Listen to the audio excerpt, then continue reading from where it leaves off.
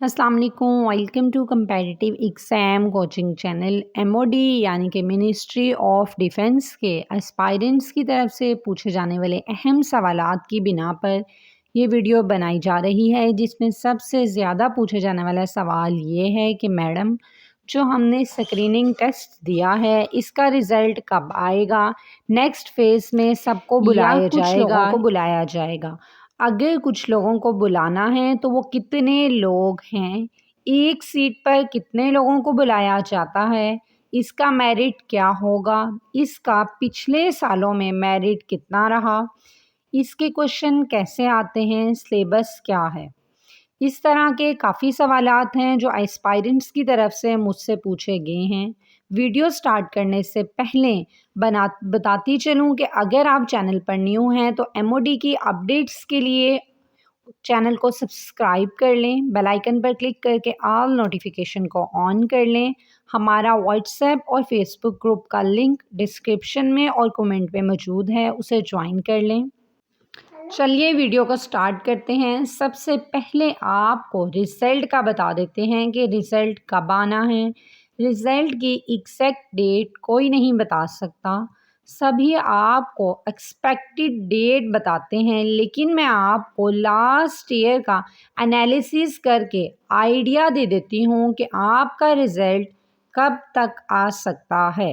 Last time का जो paper था ना, वो हुआ था 3 दिसंबर 2022 को, ठीक है। और नेक्स्ट जो उसका पेपर था वो हुआ था 4 दिसंबर 2022 को, ठीक है।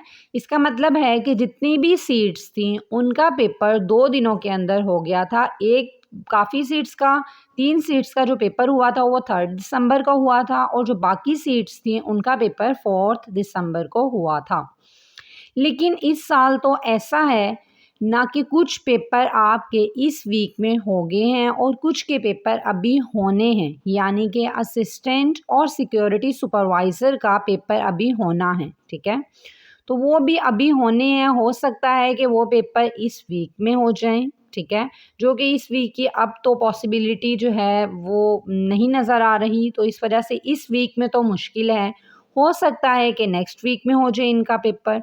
लास्ट ईयर के स्क्रीनिंग का मैं आपको बता रही हूँ कि वो हुआ था 3 दिसंबर को और 4 दिसंबर को।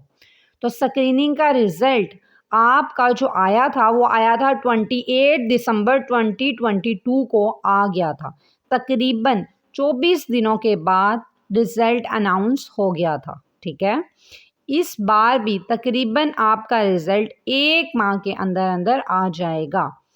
अब तो ये बता दिया मैंने आपको कि स्क्रीनिंग का रिज़ल्ट कब आता है। तो अब सेकंड सवाल एस्पायरेंट्स का कि मैडम डिस्क्रिप्टिव कब होगा, तो इस पर भी हम लास्ट ईयर का एनालिसिस कर लेते हैं। तो लास्ट ईयर का रिज़ल्ट स्क्रीनिंग का 28 दिसंबर को आया था। तो फिर डिस्क्रिप्टिव जो था वो तकरीबन 2 दिन में हुआ था। मतलब तब टोटल जो सीट्स आई थी, जैसा कि assistant, sub inspector, assistant director, इस तरह की जो वैकेंसीज़ थी वो 6 किस्म की वैकेंसीज़ आई हुई थी। तो वो 6 किस्म की वैकेंसीज़ का जो टेस्ट था वो 3 सीट्स का टेस्ट पहले दिन हुआ था, और अगली जो 3 सीट्स थी उनका टेस्ट नेक्स्ट डे हुआ। सॉरी, वो कब हुआ था वो मैं आपको बताती हूँ, ठीक है। तो मतलब 2 पार्ट्स में हुआ था वैसे ये टेस्ट।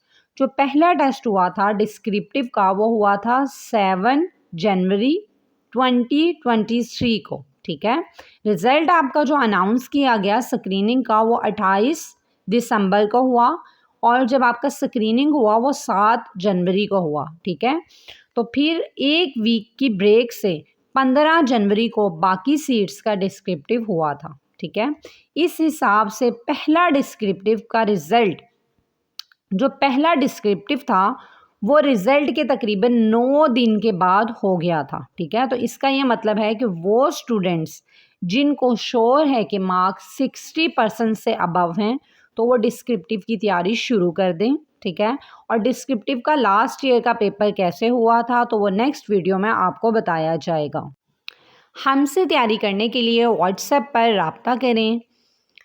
अल्हम्दुलिल्लाह वो स्टूडेंट्स जिन्होंने लास्ट ईयर भी हमसे तैयारी की थी अच्छे मार्क्स सिक्योर किए थे डिस्क्रिप्टिव में, और इस साल भी जिन्होंने स्क्रीनिंग की तैयारी हमसे की है उनका कहना है कि आपके लेक्चर्स और प्लस नोट्स से ही पेपर आया है। नेक्स्ट आपके सवाल है कि एक सीट्स पर डिस्क्रिप्टिव टेस्ट के लिए कितने स्टूडेंट्स को बुलाया जाएगा।